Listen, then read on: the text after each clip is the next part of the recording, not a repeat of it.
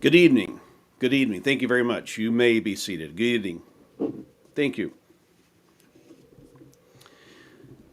Napoleon is quoted as having instructed one of his ambassadors in the art of diplomacy by saying, keep a good table and look after the ladies. Well, tonight, it's been our honor to set a table for you and indeed a pleasure to entertain so many charming and beautiful women. Andrea and I are delighted to welcome you here as friends, more as friends than as representatives of our countries, more for passing a pleasant evening than for transacting business. In an era of instant communication, the diplomatic job becomes even more important, and those manners, customs, and standards of behavior synonymous with diplomacy become indispensable tools for keeping the peace.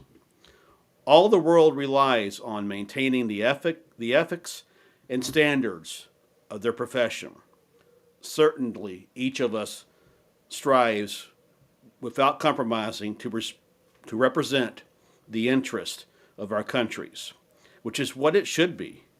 Yet, at the same time, we're mindful that it is our nations that will determine the future of mankind. This dual personality, or responsibility, I should say, is a heavy weight. Even so, we must never lose touch with those human qualities that reaffirm that the affairs of state are ultimately relationships between people. One of my predecessors, John Quincy Adams, who was a fine Secretary of State, once pointed out in the intercourse between nations, temper is a missionary, perhaps more powerful than talent.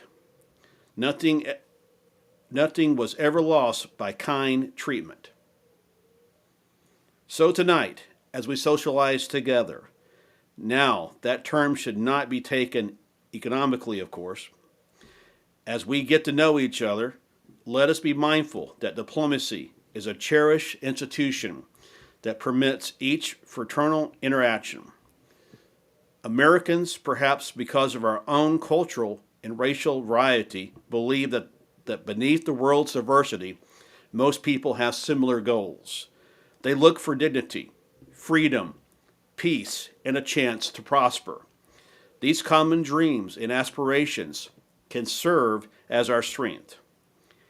At the diplomatic dinner last week, I recalled Antilles, the character in Greek mythology, who drew his power from touching the earth. So long as he touched the earth, he could not be defeated. But when he lost touch, he grew frail. Well, similarly, as we stay in touch with the hopes and honest desires of our people, the prospects for world peace will be strong. Looking around this room tonight gives us reason for optimism. We represent a panoply of languages, cultures, religions, and traditions. Yet, the, the cordiality that we interact between each other is not only possible, it is expected.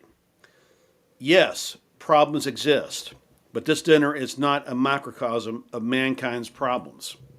It is instead a sample of the opportunities we have to communicate on a personal level and cooperate as representatives of our independent nations.